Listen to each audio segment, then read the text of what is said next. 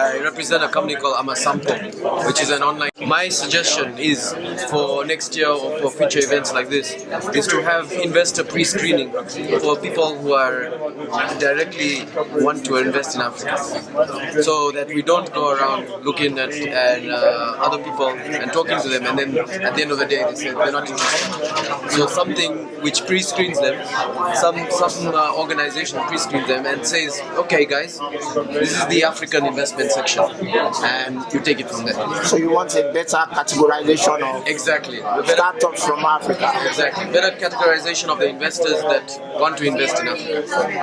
Thank you very much. Thank you for coming. Thank you. My name is John Kingsley, so I'm the CEO and the owner of Eco Facility Service in Finland.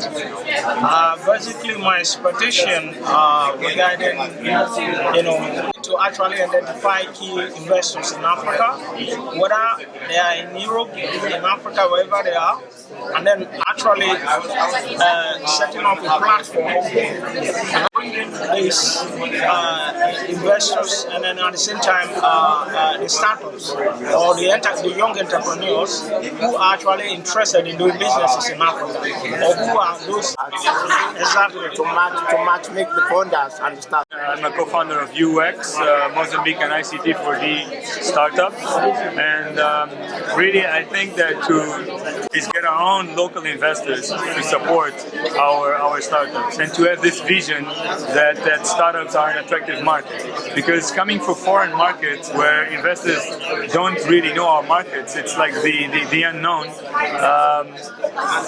They don't have the confidence to go into those markets unless they can see that other investors have already invested in these businesses, right? In a nutshell, you think there should be local investors from Africa taking up startups in Africa. Exactly. Thank you very much. We need to build a network in Africa first, so that we can bridge this gap. Thank you very much for coming to Business Africa and Helsinki Meet Up. I'm Finn, but I live in Kenya, in Nairobi, and we actually bring small investors money to Kenya to start investment opportunities that will create jobs. And the biggest hurdle in bringing investments to Africa is basically the ignorance. People don't know what the opportunities are there. People think about Africa mainly as a place for civil wars, diseases, and wild animals that eat people. The biggest hurdle is to tell the story that Africa is really just like any other normal place. There are challenges, but then if you look around in Europe now, Ukraine has a civil war going on, so that's nothing different from some African countries. So in that sense, I think the most important thing is to keep telling the story of the success stories in Africa and telling that it's just the normal place that is really coming up and growing fast. Thank you very much. For African countries, we should first of all try to build up the ecosystem of supporting now this entrepreneurship investment and everything, because without the environment, it will not really be much of a progressive effort, since all these investments that have been foreign investment that are trying to help local companies or local solutions being addressed. I think they all have a problem with one thing, and that is sometimes even the local environment does not support to this investment to be conducive. So in a nutshell, they should build up the ecosystem. Yeah, in a nutshell, I think we should build up the ecosystem by first of all taking these local ideas, publishing it, making sure they are really viable for international market. They could be competitive. They could be exported. And if we have an idea that could be scalable, I think, or a product that is scalable to international markets, even foreign investments won't be a problem.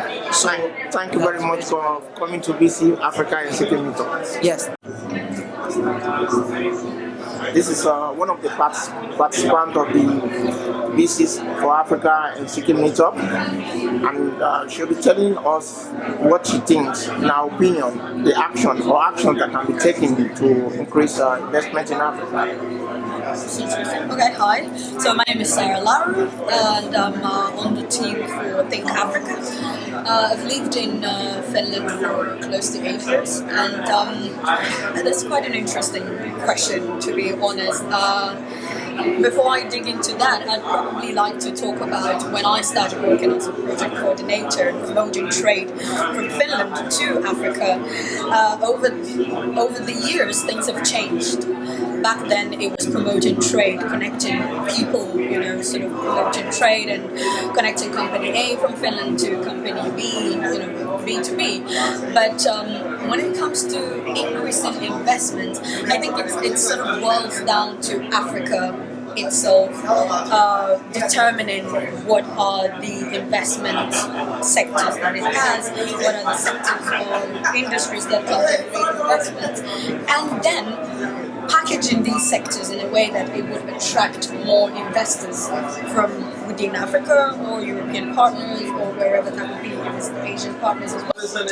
Hi all, I'm Riku Akala, running my own company called Senentry Ltd in Senegalese market. And I feel that what should be done to increase the impact investments to African affairs is, from the Finnish perspective, we need two things. I think we need, with the Finns, we need more sort of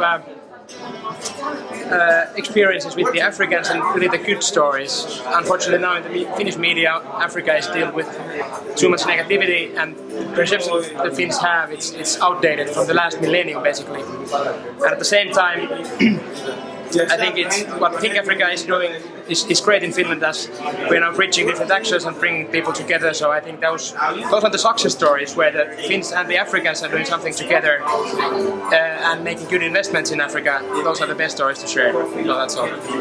Thank you.